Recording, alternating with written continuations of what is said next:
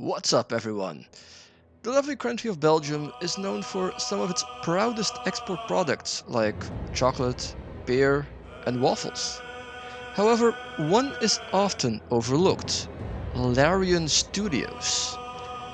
Among gamers, Larian is famous for Divinity Original Sin 2, a classic within the RPG genre. With Baldur's Gate 3, it's trying to add another title to that already impressive resume.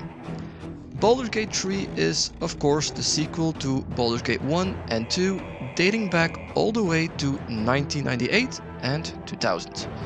So, it's been a long wait, and for everything we have seen so far, it's been worth the wait. To be clear, this will be a day 1 review and not a full review yet.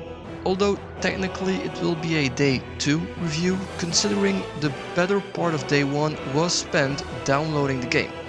So keep that in mind. I'm planning on doing a full game review whenever I finish the game, which might take a while, knowing this game. Waiting.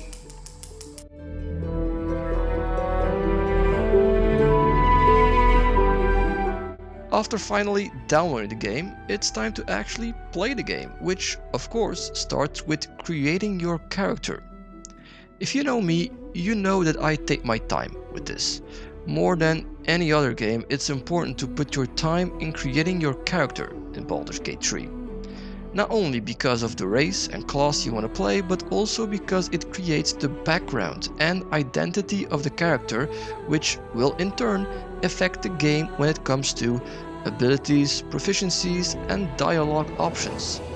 So please, do yourself a favor and don't press randomize on your first playthrough. Your customization options are vast, really vast. So vast that you can even choose your genitals. Penis A, B or C, vulva A or vulva B. Have fun with it, but as you might have deduced, this is an 18+ game in more ways than one. You can choose from 11 different races, ranging from the more classic humans, elves, dwarves, half-elves, halflings and gnomes, to the more intriguing tieflings, drow, githyanki and dragonborn. Once decided, you have to choose one of 12 classes, with each class having multiple subclasses. Also, you have the possibility to multi-class later on, so go wild. After that, it's time to choose a background, which will have an actual big impact on your story experience. You can be a heroic folk hero, outlander, sage or soldier, or you can go the silly route as a charlatan, entertainer or urchin. The combinations are endless, giving this game a high replayability factor. Personally, I went for a tiefling paladin folk hero, because a hellish holy knight loved by the people made sense to me. Sure, yeah, that makes sense.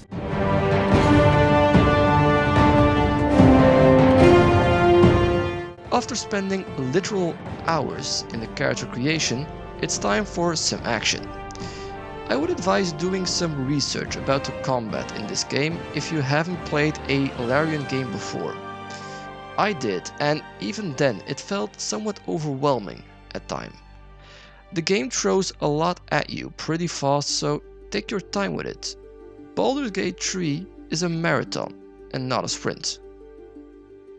The combat combines turn-based and real-time action. It follows the rule of Dungeons & Dragons 5th edition. You have a party of 4 consisting of either you, your friends, or legendary characters you meet along the way. If you want my advice, play with friends if you have them. It's the better experience for sure. Be aware of the strengths and weaknesses of your character. Also be aware of your surroundings. You see an explosive barrels near enemies? Try and shoot them with a fire attack, but watch out that you don't torch your allies in the process. Oh, and watch out for traps. Trust me. Be cautious. Trap. You need a trap disarm toolkit to neutralize. Perception failed.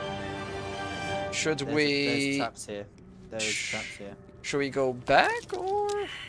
Reception. Yeah, we can just... There we go. Okay, never mind. Oh! Ow! Traps! You activate traps! An equally integral part of Baldur's Gate 3 is the story. This game takes its time with its storytelling. It includes over 174 hours of cinematics, double the length of all of the seasons of Game of Thrones combined. It supposedly also has more cinematic dialogue than every Lord of the Rings book put together, multiplied by 3, giving you multiple story decisions you have to make that will heavily impact your playthrough. You can go the aggressive route, the more careful one, or the outright funny one. Your choices might lead you to some very brutal scenes, or even some spicy ones. The dice system will help you utilize your stats in story developments. A roll of the dice with the right stats might make a difference between fighting for your life or smooth talking your way out of trouble. Whatever you choose, the decision is yours, and you will deal with the consequences.